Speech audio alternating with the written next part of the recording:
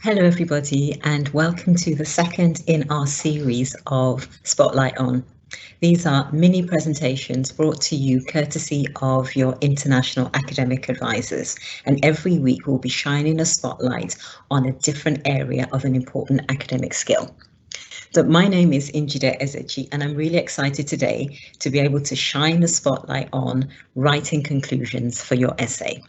Now, we all know the importance of writing the introductions. We understand the importance of the main body, the bulk of the assignment. But did you know that the conclusions are so important? I could even go as far as to say that the conclusions are, in effect, the whole point of the essay. So let's think about it. If you take the introduction and conclusion, as I like to describe them, as twins, so they're not identical twins, but they're inseparable. They really do go together. The introduction lays out the context, the reason why we're writing the essay. The introduction presents a promise about what the essay is going to deliver, and the conclusion is the confirmation that you have delivered on that promise. The conclusion is the confirmation that you have written what you promised to write, that you have answered the essay question, and you have reached a decision, an opinion about the different perspectives written about in your essay. So let me break that down for you. The conclusion is really essential because it kind of summarizes all the ideas. Remember that when you're writing an assignment, there are different perspectives, and in your research, you would have found out and analyzed some of these different perspectives. So there's often not a right or wrong. There is your opinion based on the evidence that you have researched and found.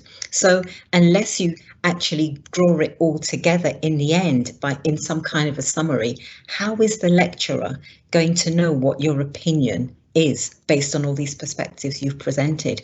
What you risk doing if you don't write an effective conclusion is you risk just gathering a whole load of information, a whole load of citations that are going to leave your lecturer or your tutor thinking, yeah, and so what? And that is the worst thing that you want at the end of an essay. So what do? Well, I suggest that you, in your conclusion, if you like, why don't you try and establish a clear link with what you've written back to the essay question. Mention some aspect of the essay question in your conclusion that establishes the link between what you set out to do and what you've achieved.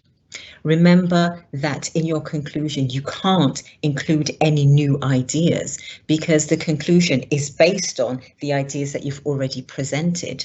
You have to draw it to a finish. You have to draw it to a close. Why not include some sentences that summarize your main arguments, your main points, your main ideas in your conclusion? Not writing an effective conclusion is a little bit like, what example can I use? Yeah, okay, so as international students, you must have remote or rural parts of your country that you might have visited. Imagine you're in one of these rural remote parts and you're watching a lovely film on TV, a lovely film or whatever, and you've invested in that film. You're keen, you know about the different characters, the different personalities, you're intrigued by the plots, how the story is unfolding, and then as it's coming to the end, you're starting to make up your mind about what the different ending scenarios could possibly be, and then guess what happens? Electricity goes and your film is cut short and you're literally left hanging. Well, this is the same as what happens to you or what happens to your lecturer, if you like, when you write an essay that you don't conclude. It's almost like you feel as if you've done a lot of the hard work, but yeah, the lecturer can piece it together for themselves. No, it's your job. It's your responsibility. It's your responsibility. By answering an assignment question, you've set out an intention to provide information, and the conclusion is really your opportunity to bring it all together, to let us know that you have fully understood, fully examined the different aspects, the different perspectives, and have been able to draw on some kind of conclusion to answer, to tackle the issue that has been dealt with in the essay question.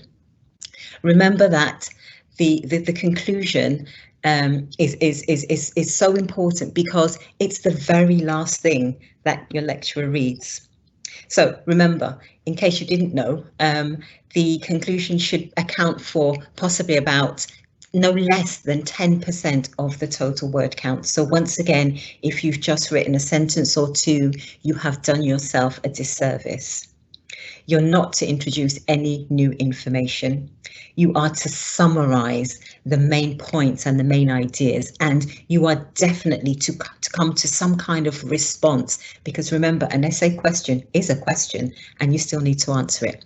So as a reminder, because it's the last thing that the lecturer reads, this is your final opportunity to make a lasting impression. Don't throw it away. So that has been it on writing conclusions, a very, very brief snapshot. Once again, Louise and I are available for one-to-one appointments with you on any academic skill that you're requiring help with. We have got appointments available now for bookings next week, so you do that in the normal way via MetHub. In the meantime, I do wish you all the very best for the weekend. Find time for relaxation and overall stay safe. Thank you.